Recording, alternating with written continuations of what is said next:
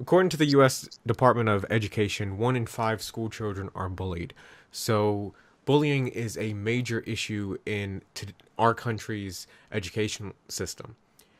However, we are focusing in on a certain area of bullying, specifically cultural bullying, because it is a large part some of the reasons why some children are bullied and are bullying others.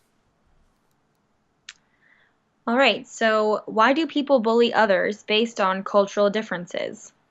According to Derman Sparks, at an early age, children begin to absorb certain attitudes or prejudices from those around them, such as parents, extended family members, peers in their group, and the media.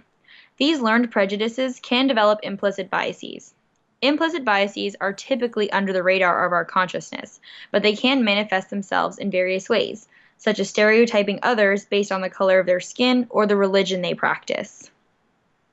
So I'm just going to go ahead and give you all some fast facts about race, ethnicity, and bullying.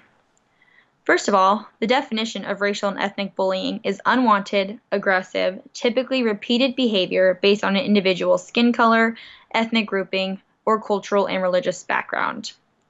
Additionally, minority students within specific school communities are more likely to be bullied, especially concerning their race or ethnicity. To the right, you'll see a pie chart from the U.S. Department of Education. While this is a fairly recent breakdown of students around 2016 who are bullied based on race and ethnicity, other reports claim that Asians are now the largest group of school children that face bullying based on race. While students may experience bullying due to their race or ethnicity, according to Maynard et al., 2016, immigrant youth appear to be at a greater risk of bullying even when compared to their native-born peers of the same ethnic group. Through their study of 5th through 10th grade students in the United States, they found a significant increase in bullying of non-Hispanic white and non-Hispanic black students due to their immigration status. However, the same study did not find a significant difference between immigrants and native-born Hispanic or Asian students.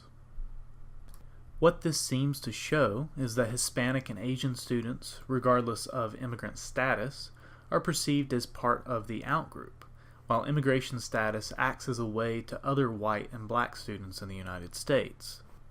Maynard et al.'s study also found correlations between bullying and poor mental and physical health outcomes for these immigrant youths.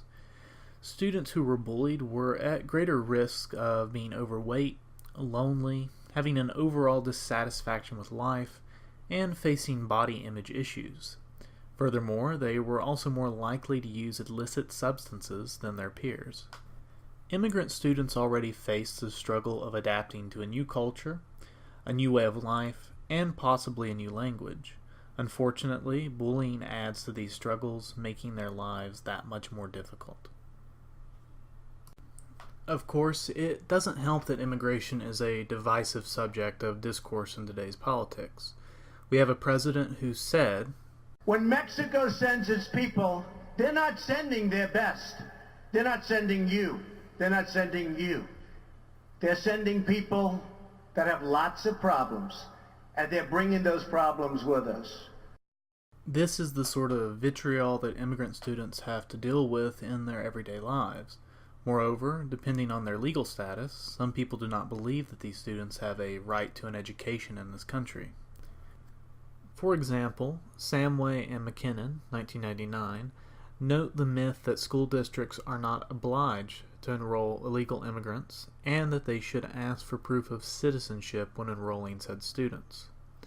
Many people believe these myths and are outraged that their local school district should provide an education to illegal immigrants. What they do not know, however, is that the law establishes that undocumented immigrant children must be provided an equal public education and that schools are not allowed to ask for verification of their legal status. These were both decided upon by the Supreme Court during their case Plyler v. Doe. The ruling was based on the Equal Protection Clause of the 14th Amendment to the United States Constitution. What these myths show is that there is a current of unease surrounding immigration in our country. And legal or not, immigrant students who are educated in such an environment are going to face difficulties that their native-born peers will not. Here are some tips for the classroom and teachers. So research students, various cultures, backgrounds, be observant of behavioral changes. Just watch your classroom, look at the students who are in there, and if there's something you don't know for certain, research it. Educate yourself, because that's what we would want our students to do. Create and participate in programs at school to raise awareness. Have a club, a meeting once a week, or some kind of activity within the school, posters, to raise awareness of the different cultures and communities within the one school community. Keep the line of communication open. Reach out to students, co-workers, administration, parents, to provide support. These are all great resources to open this line of communication. Survey the students to pinpoint key issues in your school community itself. When possible, use some social emotional learning techniques within the classroom.